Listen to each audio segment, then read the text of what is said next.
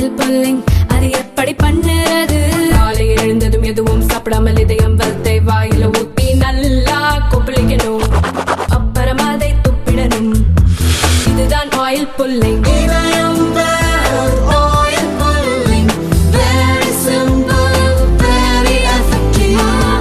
ஆலாச்சேரி சென்டரில் சார் நெல் பிடிக்கிறாங்க, கொள்முதல் பண்ணுறாங்க, ஆனால் மூமெண்ட்ஸே கிடையாது.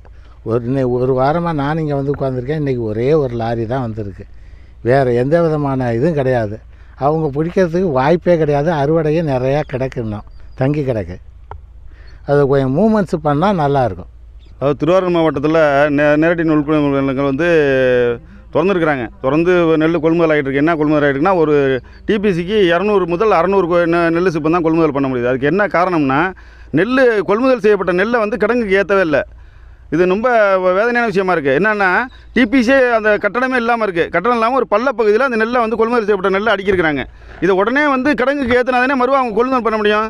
இது வந்து எப்படின்னா, நம்ம அங்கே வேலை செய்கிற அதிகாரிகளுக்கும் இதுக்கு ரோடுமனுக்கும் கடுமையான இது நெருக்கடி. இது விவசாயிகள் என்ன கேட்குறாங்கன்னா, நெல்லை கொள்முதல் பண்ணுங்கிறாங்க. கொள்முதல் பண்ண நெல்லை வந்து கிடங்குக்கு ஏற்றினா தான் மீண்டும் அவங்க கொள்முதல் பண்ண முடியும். இடம் எங்கே இருக்குது? நீங்கள் வந்து இது தனியார் இடத்துல எங்கிட்டு இருக்குது. ஒரு டிபிசி பார்த்தீங்கன்னா சொந்த இடம் கிடையாது, கட்டடம் கிடையாது, தார்பாய் கிடையாது, கொண்டு வர விவசாயிக்கும் தார்பாய் கிடையாது, அடுக்கி வச்சிருக்க நெல்லுக்கும் தார்பாய் கிடையாது. இது எப்படின்னா இருக்க பார்த்தீங்கன்னா நெல் இப்போ கிட்டத்தட்ட 8000 மூட்டை ஒவ்வொரு டிபிசிக்கும் திருவாரூர் மாவட்டம் ஃபுல்லாகவே எல்லா டிபிசிலையுமே வந்து கொள்முதல் செய்யப்பட்ட நெல் வந்து கிடங்குக்கு போகவே இல்லை. இது மிக பெரிய அலட்சியமான போக்காக இருக்குது. இப்போ 40% தான் அறுவடை முடிஞ்சிருக்கு. திருவாரூர் மாவட்டத்தில் அறுவடை முடிஞ்சது வந்து 40% தான் இருக்குது. 60% இருக்குது. நீங்கள் இப்போயே வந்து இப்படி பண்ணிக்கிட்டு இருந்தீங்கன்னா என்ன பண்ணுறது சொல்லுங்கள்? விவசாயிகள் மத்தியில் மிகப்பெரிய கொந்தளிப்பு ஏற்படுத்துது. இது ஒரு நாளைக்கு 600-500 சிப்பம் பிடிச்சிங்கன்னா, இப்போ ப்ரைவேட்டில் நெல் போட முடியாது. நெல் வியாபாரி வெளியில் நெல் விலை போல டிபிசியில் தான், அரசு கொள்முதல் நிலையத்தில் தான் விவசாயிகள் நெல் போட்டாலும் ஒரு வழியாக கிடையாது விவசாயிக்கு. இதை வந்து உடனே அரசு, மத்திய மாநில அரசு வந்து நடவடிக்கை எடுத்து ஒவ்வொரு கிடங்குல இதில் இருக்கிற நேரடி நெல் கொள்முதல் இருக்கிற இதுலேயும் நெல்லை வந்து உடனடியாக வந்து கிடங்கு ஏற்றணும். இதை விரைந்து செய்யணும்.